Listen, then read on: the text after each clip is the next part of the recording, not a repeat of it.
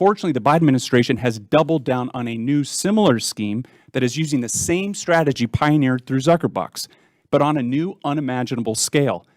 As we learned in recent months, the Small Business Administration is playing a critical role in helping to carry out this new scheme. So back in March 2021, President Biden signed Executive Order 14019. The order commands the head of every federal agency to develop a plan to do two things: promote voter registration and promote voter participation. The order also commands all federal agencies to solicit and support, quote, approved third-party organizations to allow them to use federal resources to register and mobilize the voters these groups target. So which groups will receive this special approval?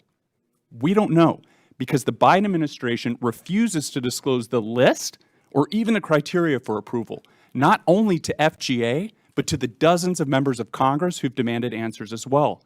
What little we do know is deeply concerning. So this EO is known as Biden Bucks because it is Zuckerbucks on steroids. Instead of Mark Zuckerberg, it's President Biden, and instead of $400 million, it is the unlimited power, resources, and reach of the federal government and its offices located in every state across the country, including those of the SBA. So here's some of what we know so far. Back in March of this year, the SBA announced a new agreement it had made with the Michigan Department of State in response to the Biden Bucks executive order to, quote, promote civic engagement and voter registration in Michigan. So not just registering more voters, but actually helping to turn them out to vote.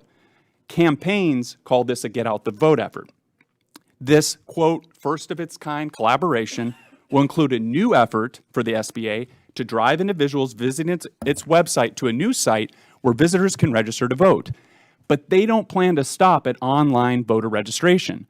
According to MDOS, the SBA's Michigan field office may also allow MDOS officials to conduct in-person voter registration at the SBA's small business outreach events. So obviously there are a number of factors surrounding this new SBA effort that draw into question the true motivations behind this new partnership between Michigan's highly partisan Secretary of State and the SBA. First, the complete lack of transparency by the Biden administration surrounding the Biden Bucks order and how precisely it is being implemented in the states. Second, the fact that this new unprecedented SBA partnership is being carried out in Michigan, a key battleground state.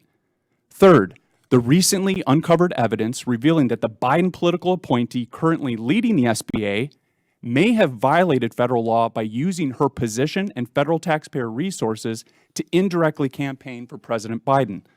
And fourth, the timing of the announcement, mere months before the upcoming election.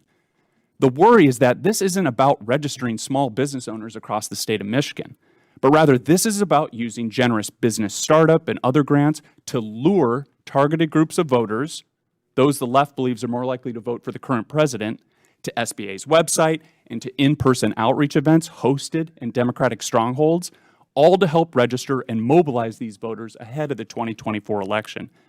In other words, this appears to be a get-out-the-vote effort aimed at directly benefiting the Biden campaign at the expense of the American taxpayer and the small businesses the SBA is supposed to serve.